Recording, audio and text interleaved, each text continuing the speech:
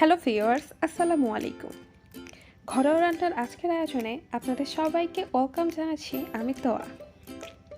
আজকে আমি আপনাদের জন্য নিয়ে এসেছি মুড়ি ঘন্ট রান্নার রেসিপি। মুড়ি ঘন্ট বলাতে আপনারা কিন্তু মনে করবেন না এটা মুড়ি দিয়ে রান্না করা। এটা একটা ট্র্যাডিশনাল ফুড, তাই আপনারা ভিডিওটা সম্পূর্ণ দেখবেন এবং বাড়িতে ট্রাই করবেন। তাহলে চলুন চলে যাওয়া যাক আজকের মূল রেসিপিতে। প্রথমে আমি একটি কড়াইতে তেল দিয়ে নিচ্ছি। এখানে আমি সরিষার তেল দিয়েছি এবং এর মধ্যে দিয়ে দিচ্ছি তেজপাতা। এবার দিয়ে দিচ্ছি গরম মশলার দারুচিনি এবং ফল। এটাকে আমি একটু থেতো করে নিয়েছি। তেল গরম হলে এর মধ্যে দিয়ে দিচ্ছি আমি মুগের ডাল।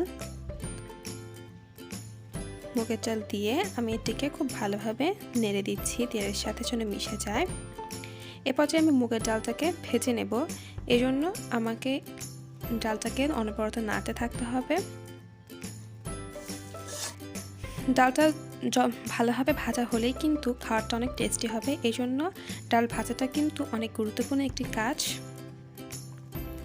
ডালটা ততক্ষণ পর্যন্ত ভাজতে হবে যতক্ষণ পর্যন্ত না এর মধ্যে থেকে একটু সুন্দর সুঘ্রাণ বের হয়। এরা ভাজতে একটু বেশি সময় লাগবে, এজন্য আপনারা একটু সময় দিয়ে ভাজবেন। এবার যেমন ভাজা হয়ে গেছে, এজন্য আমি একটি প্রেসার কুকারের মধ্যে পানি দিয়ে নিয়েছি। পানি দিয়ে এর মধ্যে আমি আমার ডালটা দিয়ে দিচ্ছি। ডালগুলো দিয়ে আমি এগুলোকে একটু পানির মধ্যে মিশিয়ে দিচ্ছি। দেওয়ার পর এর মধ্যে দিয়ে দিচ্ছি পেঁয়াজ কুচি, মরিচ কুচি, রসুন কুচি এবং দারুচিনি দিয়ে প্রেসার কুকারে মুখ লাগিয়ে 3টি শীষ তুলব। আর এ পর্যায়ে চলে আসলাম রান্নার কাজে। এজন্য প্রথমে কড়াইতে তেল গরম হলে এর মধ্যে দিয়ে দিচ্ছি আমি পেঁয়াজ কুচি। পেঁয়াজ কুচিগুলো আমি এখন তেলের মধ্যে খুব ভালোভাবে ভেজে নেব। পেঁয়াজ কুচিগুলো এই জন্য আমি তেলের মধ্যে ভালোভাবে নাড়তে থাকবো। যখন এটা আর কালার চেঞ্জ হয়ে যাবে তখন এর মধ্যে আমি পানি দিয়ে দেব। পানি দিয়ে দিয়েছি মশলা কষানোর জন্য। এজন্য আমি এখন এর মধ্যে মশলা দিয়ে দেব। দিয়ে দিচ্ছি 1 চামচ লবণ। এবার দিয়ে দেব 1 চামচ হলুদের গুঁড়া।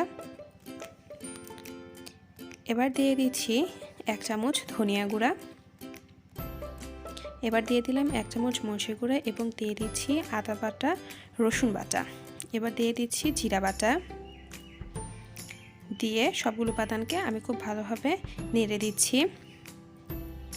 আর এখানে আমি একটি মাছের মাথা নিয়েছি। এটি রুই মাছের একটা বড় সাইজের মাথা। মাথাটা কেটে নিয়েছি আমি। এজন্য মশলা কষানো হলে এর মধ্যে আমি মাথাটাকে দিয়ে দিচ্ছি। মাছের মাথাটাকে আমি 3টা টুকরো করেছি, এজন্য আমি 3টা টুকরোই এর মধ্যে এখন দিয়ে দিচ্ছি। মাছের মাথাগুলোকে এর মধ্যে আমি একটু রান্না করে নেব। আমি এটাকে একটু সিদ্ধ করে নেব। ভালোভাবে নেড়ে চেড়ে উল্টিয়ে পাল্টিয়ে মাছের মাথাটাকে রান্না করে নিতে হবে। এ পর্যায়ে মাছের মাথাগুলোকে আমি রান্না করছি, এজন্য এখন ঢাকনা দিয়ে ঢেকে দিচ্ছি। নেড়ে দেওয়ার পরে কিছুক্ষণ পরে ঢাকনা খুলে আবারও মাছের মাথাটাকে খুব ভালোভাবে নেড়ে দিতে হবে, এছাড়াও নিচে লেগে না যায়। যদি লেগে যায় তাহলে একটু পানি দিয়ে দেবেন। দেখুন মাছের মাথার এই চুপড়া অংশগুলো একটু ভালোভাবে সিদ্ধ হয়ে গেছে, এজন্য নাড়তেই এটি খুলে যাচ্ছে। এবং মাছের মাথাটা তো খুলে যাবে না, এজন্য এটিকে আমাকে ভেঙে নিতে হবে। এ পর্যায়ে আবার আমি ঢাকনা দিয়ে ঢেকে দিয়েছিলাম। ঢাকনাটা খুলে আমি এগুলোকে আবার একটু উল্টিয়ে দিচ্ছি। এবার আমি মাছের মাথাটাকে তুলে নিচ্ছি এর মধ্যে থেকে। মাছের মাথাটাকে আলাদা পাত্রে তুলে এর মধ্যে একটু পানি দিয়ে আমি এগুলোকে একটু কষাতে দিচ্ছি ঢাকনা দিয়ে ঢেকে। আর পাশাপাশি আমি অপর দিকে মাছের মাথাটাকে শিলের সাহায্যে ভালোভাবে থেতো করে নিচ্ছি। মাছের মাথাটাকে আপনারা ভারী কোনো কিছু দিয়ে ভেঙে নেবেন। আমি এগুলোকে খুব ভালোভাবে ভেঙে নিচ্ছি। আপনারা যতটুকু ঝুরি করতে চান ততটুকু ভেঙে নেবেন। এবার আমার ভেঙে নেওয়া মাছের মাথাটাকে আমি আমার কষানো মাছের অবশিষ্ট অংশগুলোর মধ্যে দিয়ে দিচ্ছি, দিয়ে ঢাকনা দিয়ে ঢেকে দিচ্ছি। এবার এগুলোকে আরেকটু কিছুক্ষণ ভালোভাবে রান্না করে নিচ্ছি আমি। আমি এর মধ্যে কিন্তু দেখুন খুব বেশি পানি দেইনি, অল্প পানির মধ্যে কষানো অবস্থায় রান্না করে নিচ্ছি। এবার ঢাকনা দিয়ে ঢেকে দিয়েছি। কিছুক্ষণ পর ঢাকনা খুলে আমি এগুলোকে আবার একটু নেড়ে দিচ্ছি। দেখুন এগুলো গপ করে ফুটতে আছে।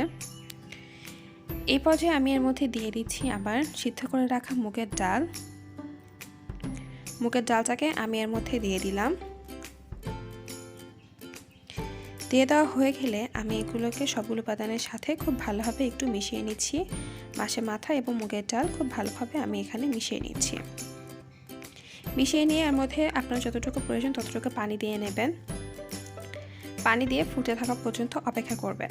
এ পর্যায়ে আমার পানি ফুটতে থাকছে, এজন্য আমি এক পর্যায়ে রান্নার মধ্যে গরম মশলা গুঁড়ো দিয়ে দেব। আপনার যতটুকু প্রয়োজন ততটুকু ঝোল রাখার পর্যায়ে আসলে গরম মশলা গুঁড়ো দিয়ে দেবেন। এর মধ্যে গরম মশলা এবং জিরা গুঁড়া করে ব্যবহার করা হয়েছে।